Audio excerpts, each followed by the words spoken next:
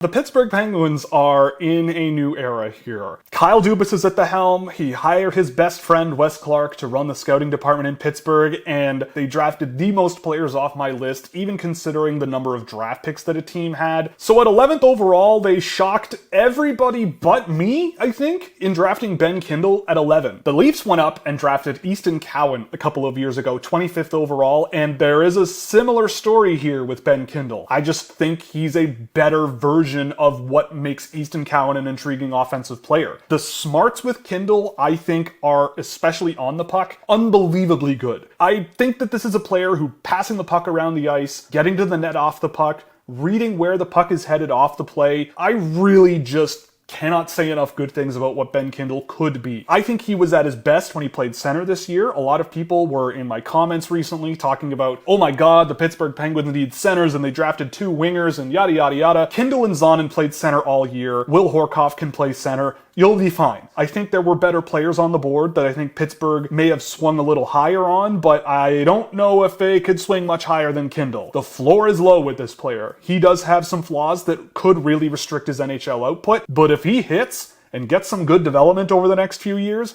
oh my god, Pittsburgh Penguins fans will probably love this guy. He makes everyone else better on the ice when he's there. He's a really high upside playmaker. I think there's a ton to love about Ben Kindle's game. I see a lot of upside here, but I wasn't even that high on him coming into the season. I didn't have huge expectations of Kindle when I went into tracking my first game of him, but it took about 2 shifts and I was blown away with what I was seeing. I could not believe how efficient this guy was. One of the best analytics players in my data set this year. It's a bit of a risk, but look, this is how Kyle Dubas and Wes Clark operate, so Penguins fans, get used to it. For better or worse, this is the way it's going to be, but not as big a risk as it seems some fans seem to think. At 22nd, they drafted a player I actually had ranked a little bit higher than Ben Kindle in Bill Zanin. I mean, I don't think it's going to take very long for Penguins fans to fall in love with this guy. He is smart. He's a really hard worker. He's a player who does bring some really smart playmaking elements to his game as well. He didn't pass the puck to the slot a whole lot, but when he did, he very rarely missed. This is a player who has a really good feel for where his line mates are, but what I love the most about Bill Zanin is he plays already at an intensity level and a pace of play that you don't have to teach him just how hard the NHL is. I think there were some players that I had ranked a little lower who went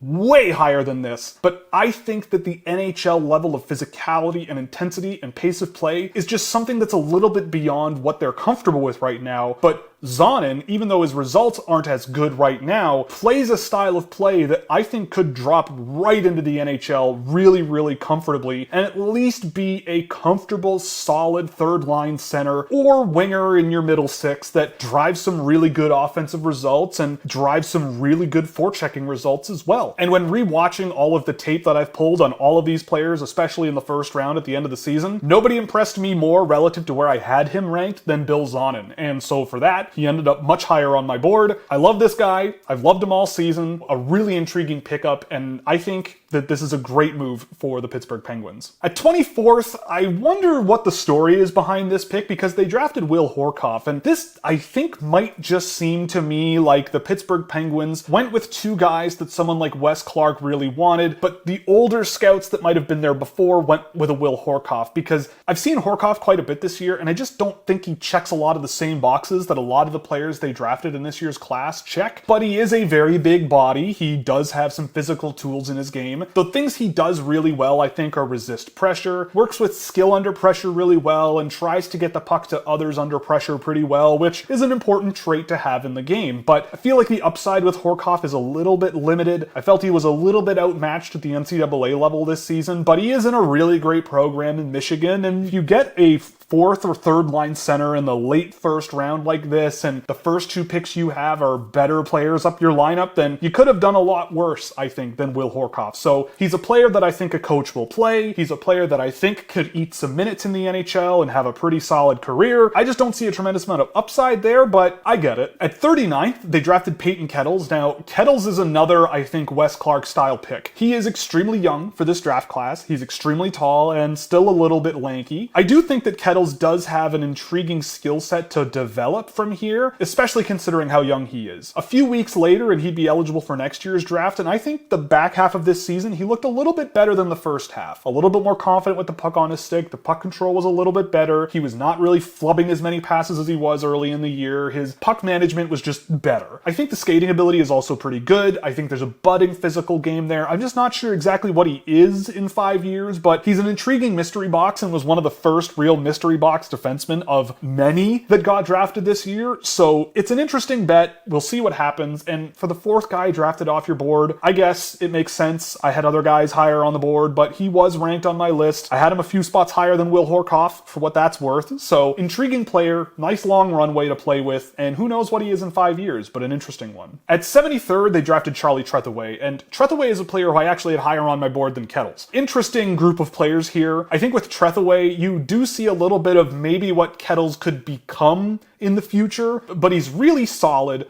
a strong skater, has some decent offensive tools that I think came and went in the games that I saw, but is pretty good at keeping the game stable, simple, and effective, and I think really developed an intriguing style of play this season with the NTDP. Again, a player I'd leave in college for a number of years and just see what happens, but while there were players that I had ranked higher than this, I see the logic of Treway being the fifth guy that you draft in a draft class, so solid pickup. I had him on my list, and that's worth something, and right around this range too. At 84th overall, they drafted goaltender Gabriel, and this one is interesting. Daigle was drafted second overall in a QMJHL draft that feels ages ago, but I do believe that there is a better goaltender here than his numbers might suggest. The team in front of him was awful. Horrible chances against him over and over and over again. More than almost every other CHL goaltender in my database, and so for me, that does count for something. When it comes to expected goals against, Daigle was actually better than expected, so there's something there, and when I did watch him, I thought there was some interesting athleticism there. He's up and down in the crease really quickly, he tracks laterally really well, and on a better team, I feel like he could have been a second round pick, so we'll see what happens with Daigle. He's an interesting one, and of all the goaltenders I watched this year, I was pleasantly surprised with how much I enjoyed watching him. At 91st overall, they drafted another toolsy mystery box defenseman in Brady Pedal. I had Pedal on my list and off my list over the course of this season, and I just think that Pedal is an intriguing package of size and mobility and some skill. He's a player that I think could be an intriguing bet, but at 91, I think it's a little bit high for me, but there still is an interesting player here. I do believe that you leave him in college and you never know what can come out of it. I wouldn't expect a huge offensive output from him, but there is a bit of an offensive game to speak of, so we'll see what happens, but an interesting pick at 91, even if it isn't the guy that I would have gone with here. At 105th, they drafted Brady Martin's partner in crime in Travis Hayes. Hayes is really young for this draft class, and I can already hear the jokes about Kyle Dubas drafting a small winger who plays for the Sioux Greyhounds, and I mean, with Hayes, there is good energy in his game, I think there's good skill, but similar to some other players we've talked about this season, actually projecting them to an NHL job is, I think, a little bit tough to see from now. That's not to say Hayes is bad or anything, he's just a player that plays a style of play at his size that I'm not sure it projects to the NHL. But there is energy, there's agility, there's skill, and I have liked him over the course of this season. Similar to Pedal, he's a player that's flirted with my list off and on this season, but I really just came to the understanding that there probably wasn't a situation where he'd be the best player available for me, so I just didn't put him on the list, but I mean, I get it. I understand why a team would take a swing on him, especially if Kyle Dubas is the one taking a swing on him. At 130th overall this season, the Pittsburgh Penguins took another really interesting swing on Ryan Miller. It really is getting a little bit insane how many times they drafted players that just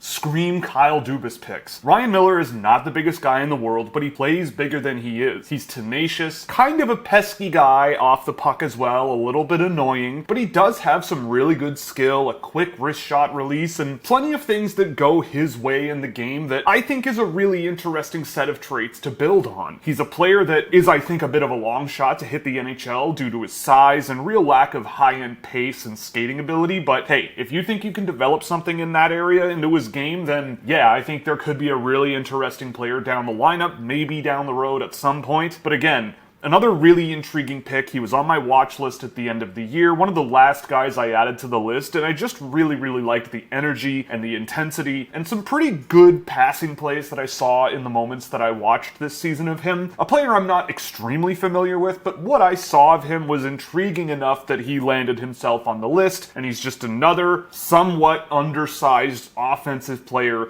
to throw on the pile of players that Pittsburgh added with Kyle Dubas at the helm. And at 148th, they picked up who might be one of the most curious late-round pickups in the entire draft class in Quinn Bostrom. If they had drafted Quinn Bostrom at 73 instead of Charlie Treway, I would have been just as psyched. I think Bostrom has tons of upside. I think the back half of his season, the statistics, he was just as productive relative to his team's overall offense as a lot of other players that went way higher than him at the defense position. He's not small, but he is a guy that plays a little bit bigger than he is. But the skating ability is really worth betting on, and some of the moments I've seen of him with the puck, moving and shaking at the offensive blue line, slot passes from really far away that are pinpoint accurate, there's just a lot of really intriguing tools that I think only will get better from here. He is a little bit hit or miss off the puck defensively, tracking rushes, the pivoting to track guys along the boards. It can be a little bit tricky, and guys got through him a little bit more than I would have liked, but the offensive tools, the two-way skating ability, the gap management, it's all really good. So for me, Bostrom was a no-brainer at 148. You would have gotten no pushback from me if you wanted to draft him instead of Charlie Treway, like I said, at 73, or at 84, or at 91, or 105. So at 148, I'm all for it. At 154th, they drafted Jordan Chiron. Now, Chiron was a player that someone told me to go check out midway through the year when he switched over to the OHL, and I mean, yeah, he's a fun player. Definitely a lot of skill. This is definitely a Kyle Dubas late round bet. I'm not sure, again, like Travis Hayes, that there's an NHL player here, but again, I'd much rather an NHL team bet on pace and skill and real energy in their game, and just maybe they can outperform the size expectations or limitations. Chiron's a decent bet. I wouldn't have picked him at 154. He wasn't on my list, but the skill level is there, and again, it checks the boxes that I would expect for a guy like Kyle Dubas and Wes Clark. But at 169th, when this name went off the board, I went, I know that name from somewhere, and I'm not exactly sure why. And when I googled it, I immediately remembered. And it's from watching Ivan Ryabkin and Václav Nestrasil this season and going, who's that guy? And most of the time it was Carter Sanderson. Now, Sanderson is raw. Don't get me wrong. This is a player who I think will be a long developmental trajectory, but I think over time in the NCAA, he will develop decently well, especially if he gets some good ice time, into something. I'm not sure what, but this is a player who can really get up and down the ice. This is a player who I think should have produced more than he did.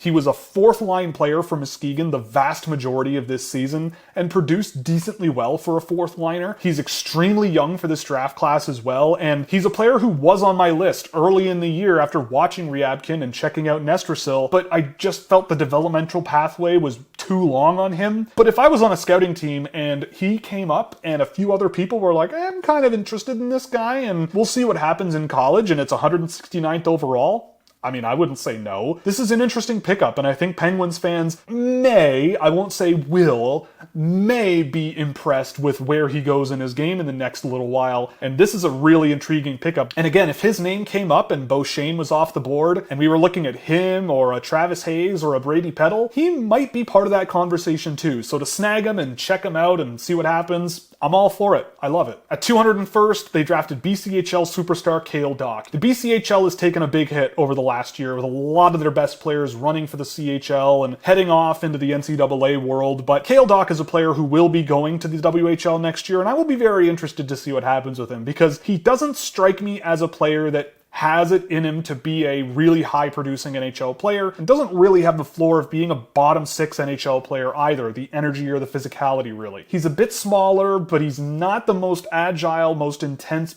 playmaking forward either. Pardon the bad analysis, but Doc just seemed like he was just kind of better than the rest of the BCHL this season. So we'll see what happens with him. He does have really good point production, and you can leave him in the WHL, you can leave him in the NCAA and see what happens with him. So again, it's a bet that I wouldn't be against, but considering some of the names that went completely undrafted this year, Doc was a player that I probably would have skipped over, but I guess I can see the logic. Oh my god, okay, so after all of those draft picks, we finally reached the end, and for me, the Pittsburgh Penguins get a 1D. An explanation of the rating should be right below me, and for me, I think the Pittsburgh Penguins aimed really high with a lot of their draft picks, and I think aimed in a very interesting direction with a lot of their other draft picks. So guys like Zanin, I think, is a really excellent swing where they took him. Horov, I wasn't a huge fan of him this season, but I guess I see the logic as maybe there's an NHL player here that can play at the end of your lineup. But Ben Kindle is a home run swing. PTON Kettles is, I'm not sure how to explain it in baseball terms, but a very interesting swing at the plate. So is Charlie Treway, so is Gabriel, so is Brady Pedal, so is Travis Hayes, so is Jordan Chiron, so is Carter Sanderson, and I do think one of the best value picks in this entire draft class may very well turn out to be Quinn Bostrom. For me, they drafted a lot of smart players who are capable of holding on to the puck really well and playing a good possession game while also playing a good team game on top of it, and a lot of them carry some good skill and pace and energy, and for me, this is the style of strategy drafting where maybe I would have done things a little bit differently in quite a few spots here and there, but where they are swinging and aiming high, there are very good reasons right now to do so, rather than just drafting the biggest guys imaginable who can drop the gloves or sit in the penalty box for more minutes than they play, and who knows what they turn out to be if they're big and tough and mean. I'd rather draft these types of players later on and just cross your fingers and see what happens with them, because you never know. You could always use more scoring. So time will tell. It's always an interesting strategy to see play out, and we will see what happens. But the Pittsburgh Penguins, I think they did really well. And with that, we're going to call it. If you liked the video, definitely like and subscribe. If you really liked it, definitely consider a subscription over at Scouching.ca, where you can get access to all kinds of fun data tools and our Discord server, and plenty of other fun stuff that you're just not going to find anywhere else on the internet. So check that out at Scouching.ca. Thank you for watching, and we'll see you in the next one.